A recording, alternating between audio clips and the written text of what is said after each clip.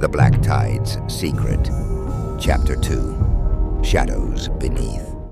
The logbook trembled slightly in Elias's grip, not from the motion of the ship, but from the chill that had settled into the air. The flickering torchlight distorted the ink, casting each frantic word in shifting shadows. The tide is rising. We are not alone. They are already here. He read the words again, slower this time. They felt less like a warning and more like a final confession.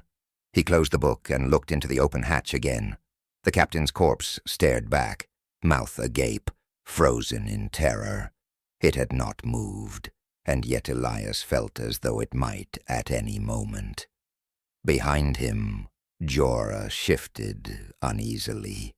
"Captain, we need to leave this ship. Now." He didn't answer.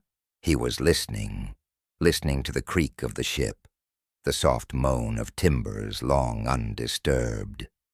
But beneath those sounds was something else. Something wet, dragging across wood. Then the lantern above them hissed. The flame shrank, flickered, then flared high in a sickly green before dying altogether. Darkness swallowed the corridor. Jorah cursed, his torch the only light remaining. He drew his pistol, though it felt ridiculous, like bringing a blade to a storm. "Back to the deck," he ordered. They climbed fast, boots thudding against the steps. Every shadow seemed to breathe, every groan of the hull a whisper just beyond comprehension. As they reached the deck, Rig and Flint turned toward them, both visibly pale. "She moved," Rig said. Narrowing his eyes, Elias said, "What do you mean?" "The Solace," Rig said. "She wasn't facing us when we boarded." With disbelief, Elias turned slowly. He hadn't noticed in the fog, but it was true. The ship had shifted. Its bow now pointed away from the Revenant, as if it had turned of its own accord.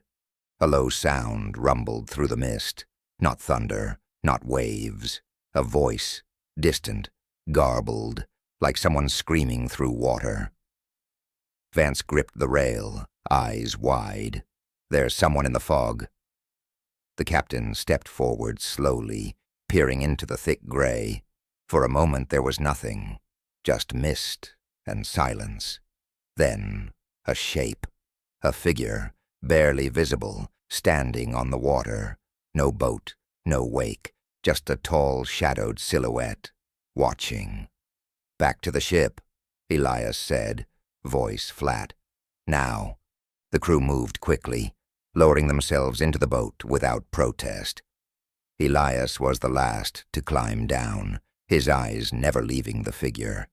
It hadn't moved, but it was closer. They rowed in silence, the water thick as oil beneath their oars.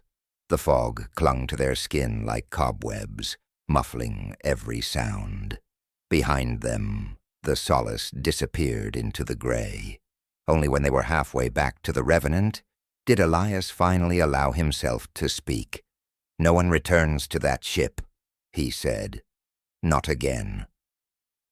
And behind them, in the mist, the lantern on the Solace flickered back to life. You have reached the end of Chapter 2. Subscribe to our channel and get notified when Chapter 3 is released. Captain Elias and his